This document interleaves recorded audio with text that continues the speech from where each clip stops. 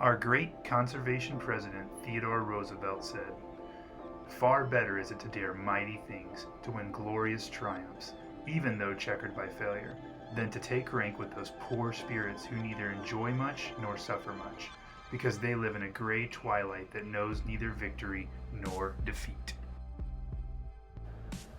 We launched on a blustery December 30th, and it's hard to describe the fear and anticipation that leads up to launch day. My wife Lindsay and I spent a lot of time before the trip discussing risk. I must have done a dozen searches on the internet trying to quantify the risk we were facing. I read incident and accident reports. I asked Google how many people had died rafting the Grand Canyon. All I wanted was for Google to reassure me that no one I cared for would die in the Grand Canyon. But the internet, in all of its knowledge, could not convince me that I was going to be okay. The outcome of this trip was uncertain, and there was no way around that fact. There was a real number, a percentage chance, that this could go bad. And the number was not zero. It was not zero for the most skilled boatman in the Grand Canyon, and it certainly was not zero for me.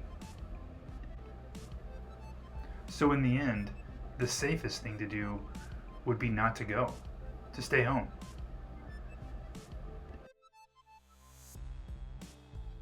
But the question I kept asking myself was, what was the cost of that decision?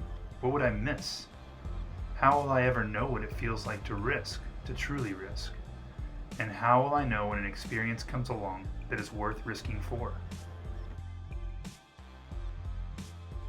The famous mountaineer William Unsold once said, "We used to tell them in Outward Bound, when a parent would come and ask us, 'Can you guarantee the safety of our son Johnny?'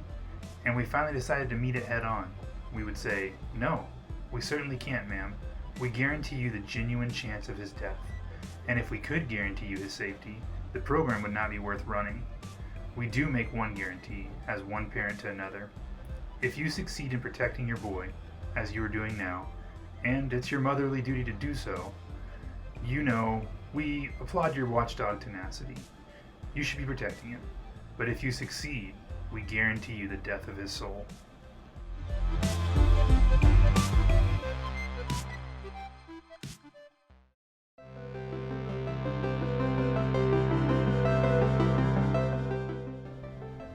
There was this moment in Hance Rapid where we hit a hole, and the hole spun us. It spun our giant 18-foot boat. The water started pouring over the side, and I thought for a moment we were going to flip. And it was the first time I realized, whoa, this 18-foot boat with 1,000 pounds of equipment can flip. And that's when the risk became real to me. And I think for the rest of the trip, that was the reality. And I think, like Unsold said, it did something for me. It did something for my soul. It made the trip better. We had no flips on our trip, but each boat recognized the real risk and the reality that that was a possibility. And without that risk, you just don't get the feeling of accomplishment, that learning, that sheer joy.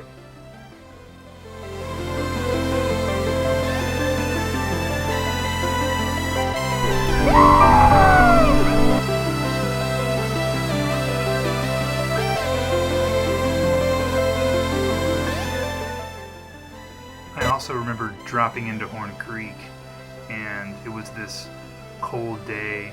I think water washed over the front of the boat in the morning and froze, and it never unfroze the whole day. And it was dark in the canyon, and we had this little line, we had to split the horns, and the intensity of that situation, I don't think I'll ever forget.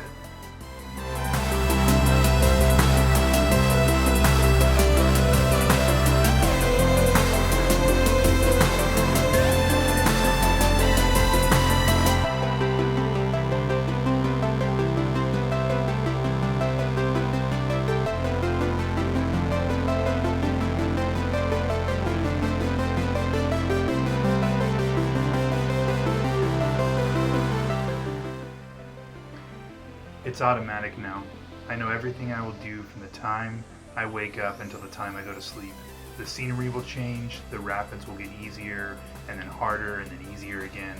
We will see magnificent canyon walls, and have lunch on a nice warm beach.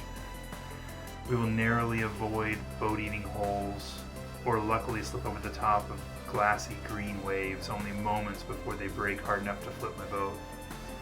Disaster is always looming, or at least it seems like it is. As we get closer to lava falls, the possibility of disaster grows more and more real. Lava is kind of a toss-up. Some of the best boatmen flip boats in lava falls. More experienced boatmen than myself have died in lava falls. There's a real chance that something terrible might happen in lava. In most rapids, if you hit your line, you can be pretty confident that you will come out of the other end of the rapid with the right side up. Lava is not really that way. It's a terrifying and powerful rapid, and there's no clean line through it. You can make all the right moves, and the river can still win.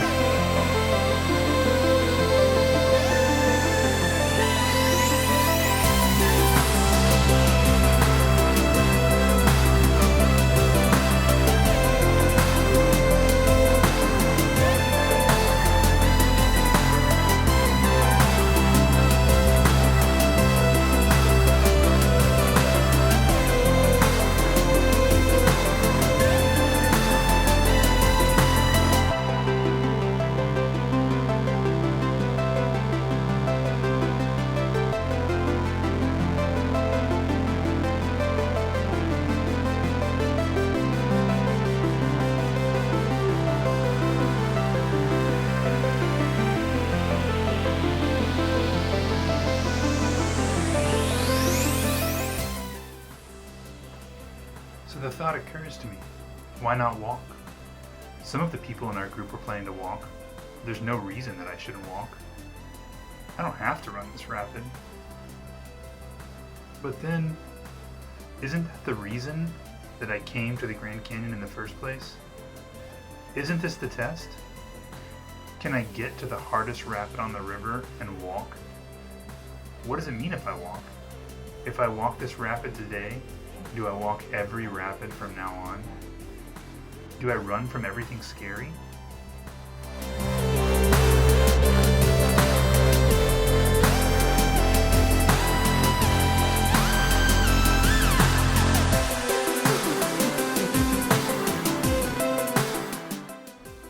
The test is not whether or not I can run lava falls successfully.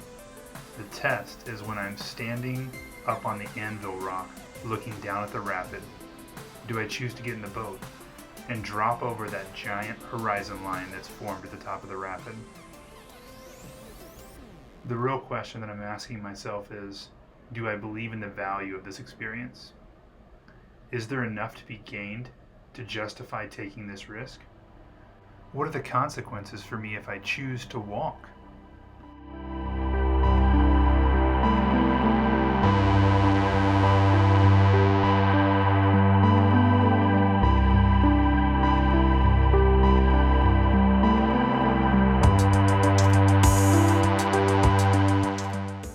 They say you are always above lava. Even right after you finish the rapid, you are only below lava falls for a few short minutes before the next lava falls emerges. Sometimes lava falls is a job interview, or a relationship, or taking a job across the country, or doing something right when it's not convenient or beneficial. Or, in the case before me, it's a rapid. But the question is always the same. Do I drop over the horizon? Do I get back in the boat?